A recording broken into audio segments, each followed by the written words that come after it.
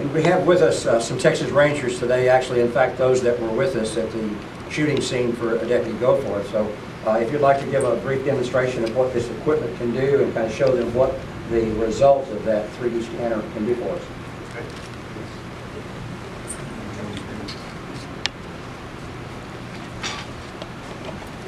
So basically, the sheriff said it pretty well. It's a pretty high quality, high technology piece of laser scanning equipment.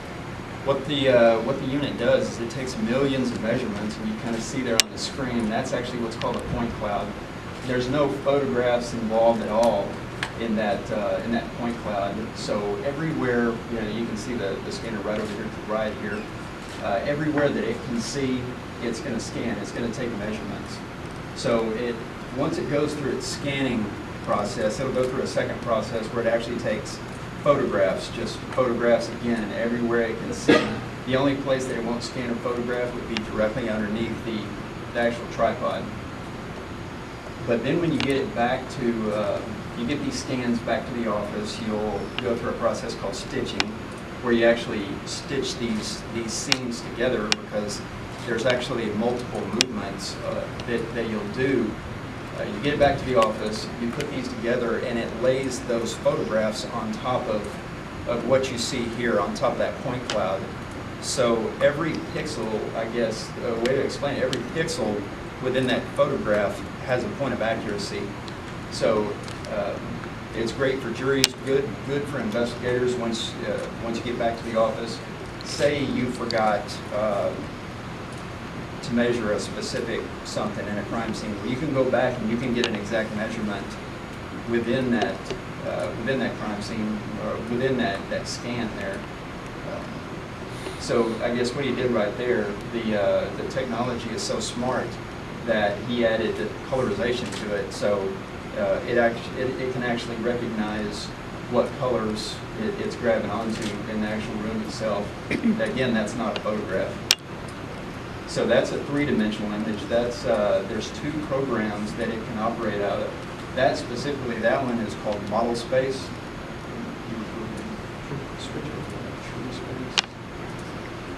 So what he's about to open up now is another program that it can operate in called it's called TrueView, where the photos are actually laid over the top of that point cloud.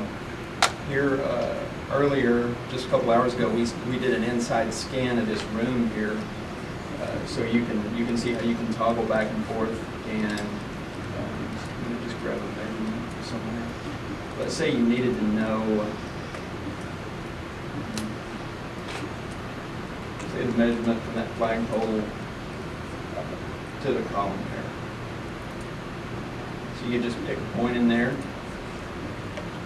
over that column, and if you'll look on the lower left over there, it'll give you measurements in meters. So that's exactly what, 18.906 feet, or you can toggle it back to meters, whichever you need. When we came out and did the Goforth investigation, we paired with Harris County CSU, and we actually took their crime scene photos and we hot linked some of those photos into the scans, so that you can actually click a button and you can bring up that crime scene photo within that scan. So that's essentially what it can do, operate in those two programs.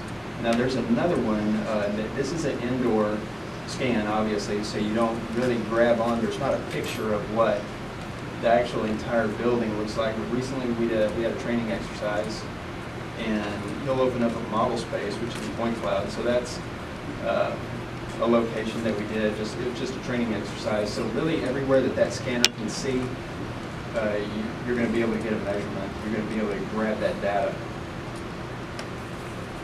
So you can see how you can hover over the top of the scene and toggle through there three-dimensionally. There's another feature that it has. You can actually make what they call a fly-through. It's a little API movie where you know, the path that a person took when they walked, or maybe the path a vehicle took, specific speeds, heights, stuff like that. anybody has any questions. Detail-wise, I mean, say there was a bullet casing. Could it pick something up that small? What is the size? Yes, it can. Say, for example, you know, there's the bullet casing, there's some kind of evidence. You can do what's called a high-resolution scan. So these scans were done on somewhere around the middle, usually in the name of time, but you can do it. You can put a higher resolution, it'll put a higher concentration of measurements and pixels within that scan, so it can do that.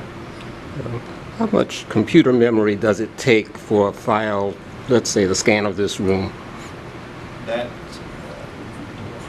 it's 508 megabytes 505 minutes just for these two scans. for these two scans here. Mhm. So that's, I think that's right, 5 gigs. Does it record sort of both photos and video? I'm sorry, I just wanted to... No video, photos. I guess what I was talking about as far as the fly-through, that is something that you can create. You can make out of this model space. So basically what he's doing there, I can give it some settings and tell it I want it to move at this speed, at this height, and it's just a simple AVI video that you can make out of kind of what you see right here. Has it been used somewhere else, and when are we going to start using it here in North County? I would assume here in Harris County it's going to be pretty soon. We have to have our personnel trained on this equipment as well and certified to use it. As soon as we get them ready, it'll be good to go. But yes, ma'am, there's a lot of large agencies that use it. The Texas Rangers, we have 6 of them throughout the state. Here in what's called Company A, we have 1, and then the other companies, they each have 1. So the Texas DPS has a total of 6. You mentioned it was used during Deputy Goforth, during that investigation. Can you talk a little bit more about that specifically and how it helped? I think that the Leica scanner's greatest value is to take a juror back into that scene. It just completely replicates what you see here. But yes, as far as courtroom presentation, that's going to be where that's really the Leica is going to stand out for that particular investigation. How do you determine which scenes this will be taken to? What is there a certain level of crime that it would be used for? I mean, that's certainly up to the sheriff's office. Generally, we're going to do things like homicide and just major investigations. Now, can you take it? Of course, it's capable of doing anything.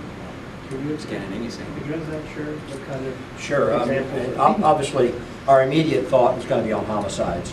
But as they get better with using the equipment, then you can see it being used in other more serious crimes. The issue here is the difference between a flat view, either vertical or horizontal. You know, we've been doing for many years something akin to a survey instrument that lays a flat image looking down, or a picture which is a flat image standing up. This provides a three-dimensional, as you can see exactly how that frames up the entire environment. So in here it frames up the entire room and even allows you an outside look into the room. So it's a much more sophisticated look at complex crime scenes. So instead of going and trying to take a picture and explain to the juror what it looked like from the other side or from other perspectives, then this gives them a full multi-dimensional look at the environment. So it's much more helpful in our presentation of that crime scene. The evidence this device gathers, I'm assuming it's completely admissible in court, or is there any nuance there? Just like any other scientific evidence, once you've proved up the level of expert witness, if you will, I would assume it would be entirely admissible in court. Overall, what does this mean to the Department, a piece of technology like this? Do you find that, what does it mean to you? Well, for us, it means that we're able to more professionally present a sophisticated piece of evidence so that jurors can get a better look at what the environment looked like where that crime was committed. It allows us to do a better job in capturing that information. For us, it's all about the evidence. How we portray or display that evidence helps the prosecution provide a better outcome. Okay. How long does it take to take a scan, like say of that? This particular scan, I guess at those middle settings was probably somewhere around, it was less than 40 minutes or so.